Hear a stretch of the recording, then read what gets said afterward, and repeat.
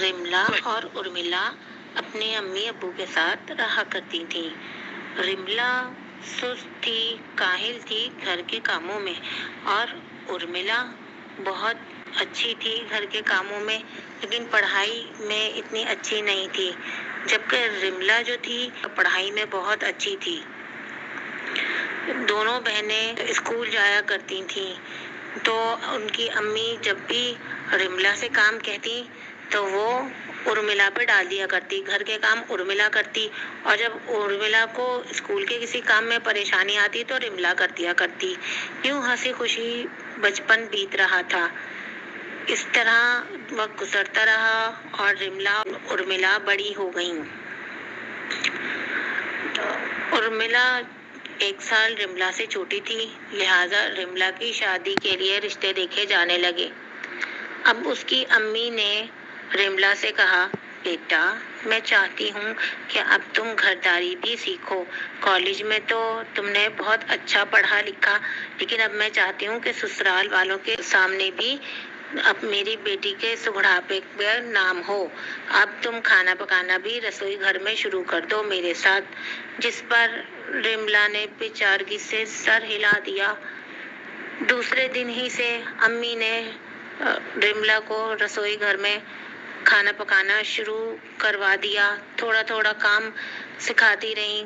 کبھی رملا کی سبزی کاٹتے ہوئے انگلی کٹ جاتی اور کبھی کھانا پکاتے ہوئے ہاتھ جلا لیتی، لیکن ان کی امی نے اس کو پیار محبت سے سکھانے کی کوشش کرتی رہیں، جبکہ اس کی بہن ارملا اس کا مذاق اڑانے لگی۔ ارے کیا کرتی ہو دیدی، تم سے تو سبزی بھی نہیں کٹتی، اپنی انگلی کاٹ ڈالی، اب کیسے ہوگا تمہارا مینیکیور پیڈیکیور؟ جس پہ ارملا رملا کو دوڑتی مارنے کے لیے، اور امی بیچ میں آ کر دونوں میں صلح کرا دیتی۔ کبھی بیچاری رملا سے کھانے میں نمک تیز ہو جاتا، کبھی وہ تیل ڈالنا بھول جاتی، اور کبھی روٹی جلا دیتی، اور روٹی پکانا تو اس کو اور بھی مشکل لگتا۔ کبھی ہاتھ جل جاتا، کبھی روٹی بیچ میں سے ٹوٹ جاتی، اور کبھی روٹی کو ہاتھ پہ بڑھاتے بڑھاتے روٹی میں سوراخ آ جاتا۔ بہت پریشان ہوتی وہ۔ ایک دن تو وہ رونے لگی، ممی مجھ سے نہیں ہوگی یہ گھرداری، میں بہت پریشان ہوں، مجھ سے نہیں ہوگی۔ اتنے میں دبے پاؤں ارملا آ کے کھڑی ہو گئی اور زور زور سے ہنسنے لگی۔ دیدی تمہیں کھانا پکانا نہیں آئے گا تو جیجو کیا کریں گے؟ روز ہمارے گھر آیا کریں گے کھانا کھانے کے لیے۔ جس پر ان کی امی نے ڈانٹ دیا، ہٹ میری بیٹی رملا کا دل میلا نہ کر، ارملا آ جائے گا اس کو بھی کام، کوئی ایسی بات نہیں۔ شروع میں سب کے ساتھ ایسا ہی ہوتا ہے، لیکن آہستہ آہستہ سب سیکھ لیتے ہیں۔ پھر روٹی اچھی پکانے کی ایک ترکیب امی نے یہ نکالی کہ ایک بڑا ڈھکن لے کے روٹی کو جب وہ بڑھایا کرتی ہاتھ پہ اور ٹیڑھی میڑھی ہو جاتی تو اس کو سلیب پہ رکھ کے ڈھکن کے برابر کاٹ دیا کرتی، اور پھر اس کو سیکنے کا طریقہ بھی آہستہ آہستہ سکھایا اور سمجھایا کہ کس طرح سے چمٹے سے روٹی پکڑنی چاہیے۔ جیسے تیسے کر کے روٹی پکانا تو رملا نے سیکھ لی، لیکن سالن میں بدستور پریشانی ہوتی تھی اس کو، اور بریانی میں بھی کبھی کبھی چاول پچے ہو جاتے اور کبھی بہت سخت رہ جاتے۔ بہت پریشان رہتی وہ ان سب کاموں سے۔ پھر تو اس کی امی بھی پریشان ہو گئی اور انہوں نے کہا، رملا بیٹا تو کیا کرے گی، اتنا سکھاتی ہوں تجھے، اتنا سمجھاتی ہوں، پر تجھے تو کام بالکل نہیں کرنا آتا رسوئی گھر میں۔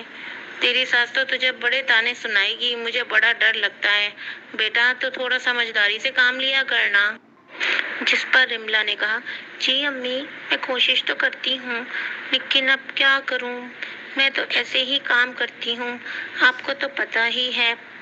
پھر ایک دن رملا اپنی امی کے ساتھ شاپنگ کرنے باہر جاتی ہے، اور شاپنگ کر کے جب وہ واپس آ رہی ہوتی ہے تو راستے میں ایک فقیرنی ان کے ساتھ ساتھ چلنے لگتی ہے اور کہتی ہے، بیٹا میں نے بہت دن سے کھانا نہیں کھایا ہے، 2 دن ہو گئے، بہت بھوکی ہوں، مجھے کھانا کھلا دے، تیری بڑی مہربانی ہوگی۔ تو रिमला कहती है, चले अम्मा, मैं आपको अपने घर में खाना खिला देती हूँ। जिस पर रिमला की अम्मी बोलती है, हाँ बेटा, तेरे हाथ का खाना तो यही बूढ़ी औरत खा सकती है, तुझे तो खाना भी ढंग से पकाना नहीं आता।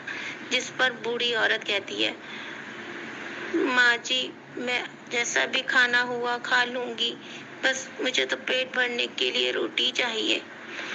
जिस पर रिमला कहती है, हाँ हाँ चलिए, आप हमारे साथ घर चलें।